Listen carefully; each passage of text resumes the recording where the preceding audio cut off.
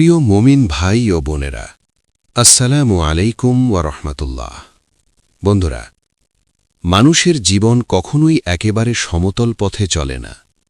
দুঃখ, সংকট, অস্থিরতা আর অনিশ্চয়তা, এই চারটি বিষয় যেন আমাদের জীবনের নিত্য সঙ্গী।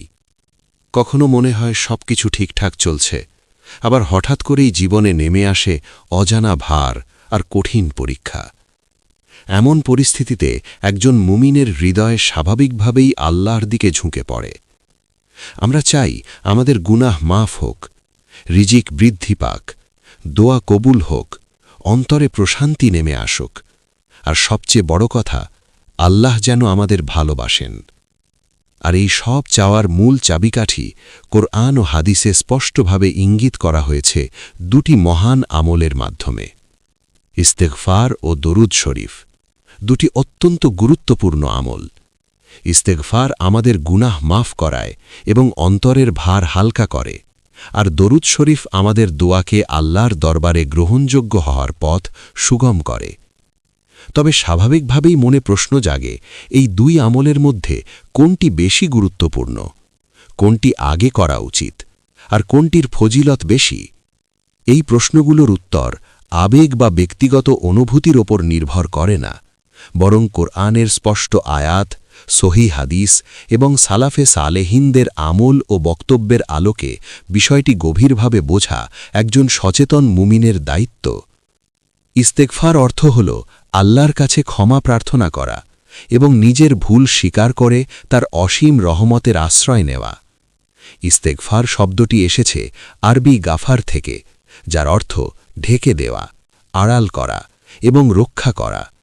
অর্থাৎ আল্লাহ তাআলা বান্দার গুনাহ এমনভাবে ঢেকে দেন যাতে তা তাকে ধ্বংসের পথে নিয়ে না যায়। তাই ইস্তেগফার শুধু মুখে ক্ষমা চাই বলার মধ্যে সীমাবদ্ধ নয়, বরং এটি অন্তরের গভীর অনুশোচনা, নিজের ভুল স্বীকার করা এবং ভবিষ্যতে সেই গুনাহ থেকে দূরে থাকার দৃঢ় অঙ্গীকারের নাম। ইস্তেগফারের গুরুত্ব এতটাই বেশি যে কোরআন ও হাদিসে এটিকে মুমিনের এক প্রকার নিরাপত্তা কবচ হিসাবে উল্লেখ করা হয়েছে।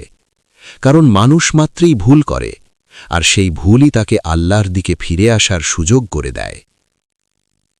গুনাহ আল্লাহর সঙ্গে বান্দার সম্পর্কের মাঝে এক ধরনের পর্দা সৃষ্টি করে, আর ইস্তেগফার সেই পর্দা সরিয়ে দিয়ে বান্দাকে আবার আল্লাহর নৈকট্যে নিয়ে আসে। যখন কেউ নিয়মিত ইস্তেগফার করে, তখন তার হৃদয় পরিশুদ্ধ হয়, অন্তরে নূর জাগে এবং আত্মা পায় এক গভীর প্রশান্তি। আরও গভীরভাবে বলতে গেলে ইস্তেগফার মানুষকে আত্মসমালোচনার শিক্ষা দেয়। এটি অহংকার ভেঙে দেয় এবং বান্দাকে স্মরণ করিয়ে দেয় যে সে দুর্বল আর আল্লাহই সর্বশক্তিমান। তাই ইস্তেগফার কেবল গুনাহ মাফের জন্যই নয়, বরং এটি মানুষের চরিত্র গঠন ও আত্মিক উন্নতির এক অপরিহার্য মাধ্যম। কোরআনে ইস্তেগফারের গুরুত্ব এতটাই গভীর ও ব্যাপকভাবে আলোচিত হয়েছে যে একে নিঃসন্দেহে মুমিনের আত্মার খাদ্য বলা যায়। যেমন শরীর খাদ্য ছাড়া দুর্বল হয়ে পড়ে, তেমনি ইস্তেগফার ছাড়া ঈমান ধীরে ধীরে নিস্তেজ হয়ে যায়। কোরআনের বহু আয়াতে আল্লাহ তাআলা বারবার বান্দাদের ইস্তেগফারের দিকে আহ্বান করেছেন, যেন তারা গুনাহের ভার থেকে মুক্ত হয়ে তার রহমতের ছায়ায় ফিরে আসতে পারে। বিশেষ করে রিজিক ও বরকতের সঙ্গে ইস্তেগফারের সম্পর্ক কোরআনে অত্যন্ত স্পষ্টভাবে তুলে ধরা হয়েছে। আল্লাহ তাআলা সূরা নূহে ইরশাদ করেন, তোমরা তোমাদের প্রতিপালকের কাছে ক্ষমা প্রার্থনা করো, নিশ্চয়ই তিনি পরম ক্ষমাশীল। আল্লাহ তাআলা বলেন, তোমরা তোমাদের রবের কাছে ক্ষমা প্রার্থনা করো, নিশ্চয়ই তিনি পরম ক্ষমাশীল। তিনি তোমাদের ওপর মুষলধারে বৃষ্টি বর্ষণ করবেন, তোমাদেরকে ধন সম্পদ ও সন্তান সন্ততি দিয়ে সাহায্য করবেন, তোমাদের জন্য বাগ বাগিচা দান করবেন এবং প্রবাহিত করবেন নদী নালা। সূরা নূহ 10-12।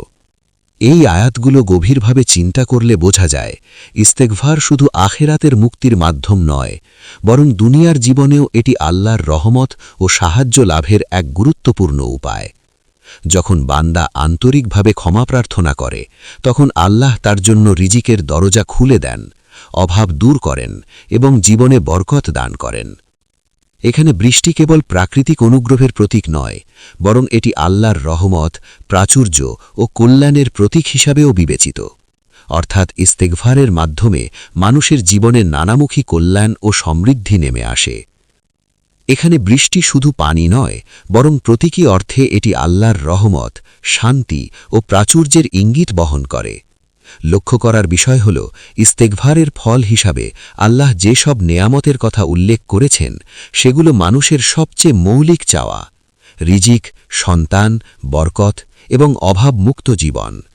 তাই বলা যায়, ইস্তেগফার এমন এক আমল যা বান্দার দুনিয়া ও আখিরাত উভয় জীবনকেই সুন্দর ও অর্থবহ করে তোলে। কোরআনে ইস্তেগফারের আরেকটি গভীর দিক হল, এটি বিপদ ও আযাব থেকে রক্ষার এক শক্তিশালী ঢাল। আল্লাহ তাআলা সূরা আনফালের ৩৩ নম্বর আয়াতে ইরশাদ করেন, আল্লাহ এমন নন যে তারা তোমার মধ্যে থাকা অবস্থায় তাদেরকে আযাব দেবেন, আর আল্লাহ এমনও নন যে তারা ক্ষমা প্রার্থনা করতে থাকলে তাদেরকে আযাব দেবেন। আয়াত থেকে স্পষ্ট বোঝা যায়, ইস্তেগফার কেবল গুনাহ মাফের মাধ্যম নয়, বরং এটি আল্লাহর আযাব থেকে নিরাপত্তার এক গ্যারেন্টি। আল্লাহ এমন নন যে যারা ক্ষমা প্রার্থনা করছে তাদেরকে শাস্তি দেবেন, বরং যে কোনো সমাজ বা ব্যক্তি যখন আল্লাহর দিকে ফিরে আসে এবং নিয়মিত ক্ষমা প্রার্থনা করে, তখন আল্লাহ তার শাস্তি স্থগিত করেন এবং রহমতের দরজা খুলে দেন। তাই বলা যায়, ইস্তেগফার মানেই আল্লাহর আযাব থেকে নিরাপত্তা। এই সত্যের বাস্তব উদাহরণ আমরা পাই নবী মুহাম্মদ সাল্লাল্লাহু আলাইহি ওয়াসাল্লামের জীবনে, যেখানে তিনি নিয়মিত ইস্তেগফার করতেন এবং বান্দাদেরও এটির প্রতি উৎসাহ দিতেন। নবী মুহাম্মদ সাল্লাল্লাহু আলাইহি ওয়াসাল্লামের জীবনে ইস্তেগফারের গুরুত্ব অসীম ছিল, যদিও তিনি ছিলেন সম্পূর্ণ নিষ্পাপ। তিনি নিজে বলেন, আমি দিনে ৭০ বার বেশি ইস্তেগফার করি। সহিহ বুখারী। আরেক হাদিসে তিনি বলেন, আমি দিনে ১০০ বার আল্লাহর কাছে ক্ষমা চাই। এই হাদিসগুলো আমাদের জন্য গভীর চিন্তার বিষয়। যিনি গুনাহ থেকে সম্পূর্ণ মুক্ত, তিনিও প্রতিদিন এত বেশি ইস্তেগফার করেন। তাহলে আমরা যারা প্রতিদিন ইচ্ছা বা অনিচ্ছায় অসংখ্য ভুল করি, আমাদের অবস্থান কোথায়?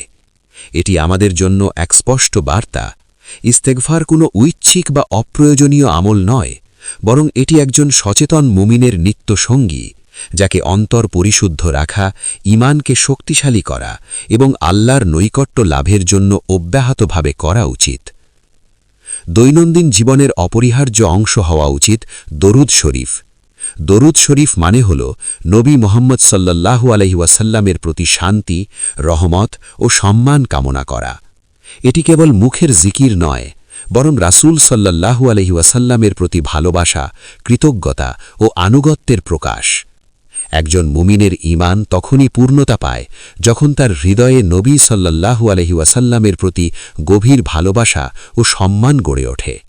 আর দরুদ শরীফ হল সেই ভালোবাসার সবচেয়ে সুন্দর এবং প্রমাণস্বরূপ ভাষা। দরুদ শরীফের মর্যাদা বোঝাতে কোরআনে এমন একটি আয়াত এসেছে যা অন্য কোনো ইবাদতের ক্ষেত্রে পাওয়া যায় না, এবং এটি তার বিশেষ গুরুত্ব ও ফজিলতের দিক স্পষ্ট প্রকাশ করে। এত স্পষ্ট ও সম্মানজনকভাবে আর কোথাও দেখা যায় না। আল্লাহ তাআলা বলেন, ইন্নাল্লাহা ওয়া মালাইকাতাহু ইউসাল্লুনা আলান নবী ইয়া আইয়ুহাল্লাযীনা আমানু সাল্লু আলাইহি ওয়া সাল্লিমু তাসলিমা। অর্থাৎ, নিশ্চয়ই আল্লাহ ঊর্ধ্বজগতে নবীর প্রশংসা করেন এবং তার ফেরেশতাগণও নবীর জন্য দোয়া ও সালাম পাঠ করে। হে মুমিনগণ, তোমরাও নবীর ওপর দরুদ পাঠ করো এবং তাকে যথাযথভাবে সালাম জানাও। এই আয়াতের গভীরতা পর্যবেক্ষণ করলে কয়েকটি বিষয় স্পষ্ট হয়। ১. আল্লাহ নিজেই নবীর ওপর দরুদ পাঠ করেন। ২. ফেরেশতাগণও এই মহান আমলে অংশগ্রহণ করে, অর্থাৎ নবীর প্রতি তাদের অনন্ত সম্মান ও শ্রদ্ধার প্রকাশ ঘটে। এ থেকে বোঝা যায়, দরুদ শরীফ কেবল একটি জিকির নয়, বরং নবীর প্রতি আল্লাহ ও ফেরেশতাদের সম্মিলিত প্রশংসা ও কৃতজ্ঞতার অংশ। এরপর আল্লাহ মুমিনদের নির্দেশ দেন, তোমরাও এই ধারাবাহিকতায় অংশগ্রহণ করো। এটি প্রমাণ করে যে দরুদ শরীফ কোনো সাধারণ নফল আমল নয়, বরং এটি এমন এক ইবাদত যা আসমানের আমলের সঙ্গেও জড়িত।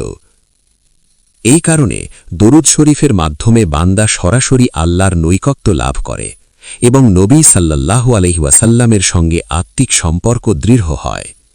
দরুদ পাঠ করলে হৃদয়ে নূর সৃষ্টি হয় ঈমান শক্তিশালী হয় এবং দোয়ার গ্রহণযোগ্যতা বৃদ্ধি পায়। তাই বলা যায়, দরুদ শরীফের মর্যাদা বোঝার জন্য কেবল এই একটি আয়াতই যথেষ্ট। হাদিসের আলোকে দরুদ শরীফের ফজিলত আরও স্পষ্টভাবে প্রকাশ পায়। দরুদ শরীফের ফজিলত এত বিস্তৃত ও গভীর যে এটিকে ঈমানী জীবনের এক অনন্য আমল বলা যায়। নবী মোহাম্মদ সাল্লাল্লাহু আলাইহি ওয়াসাল্লাম নিজে দরুদ শরীফের অসংখ্য ফজিলতের কথা আমাদের জানিয়েছেন, যাতে মুমিনরা এই আমলের প্রতি আগ্রহী হয় এবং তা তাদের দৈনন্দিন জীবনের অংশ করে নেয়। একটি হাদিসে বলা হয়েছে, নবী সাল্লাল্লাহু আলাইহি ওয়াসাল্লাম বলেন, যে ব্যক্তি আমার ওপর একবার দরুদ পাঠ করবে, আল্লাহ তাআলা তার ওপর 10 বার রহমত নাজিল করবেন। সহিহ মুসলিম। এখানে লক্ষ্য করার বিষয় হল, একটি ছোট আমলের বিনিময়ে আল্লাহ তাআলা 10 গুণ রহমত দান করেন। এই রহমত অন্তরের শান্তি, গুনাহ মাফ এবং জীবনের বরকত সবকিছুকে অন্তর্ভুক্ত করে। এখন স্বাভাবিকভাবেই মূল প্রশ্নটি আসে, ইস্তেগফার এবং দরুদ শরীফের মধ্যে কোনটি বেশি গুরুত্বপূর্ণ? এই প্রশ্নের সঠিক উত্তর দেওয়ার আগে একটি মৌলিক সত্য বোঝা জরুরি। ইস্তেগফার ও দরুদ শরীফ একে অপরের প্রতিদ্বন্দ্বী নয়, বরং এরা পরস্পরের পরিপূরক। একটি আমল অন্যটিকে দুর্বল করে না, বরং দুটি মিলিতভাবে বান্দাকে আল্লাহর নৈকট্যের পথে এগিয়ে নিয়ে যায়। তবে বাস্তব জীবনে এদের গুরুত্ব পরিস্থিতি অনুযায়ী কিছুটা ভিন্ন হতে পারে। কিছু সময় আসে যখন ইস্তেগফার বিশেষভাবে জরুরি হয়ে পড়ে। যদি আপনি গুনাহে জড়িয়ে পড়েন, অন্তরে অস্থিরতা ও অন্ধকার অনুভব করেন, রিজিক যেন আটকে গেছে মনে হয়, দোয়া করেও ফল পাচ্ছেন না, বা জীবনে একের পর এক বাধা আসতে থাকে, এই সবই গুনাহের প্রভাবের লক্ষণ হতে পারে।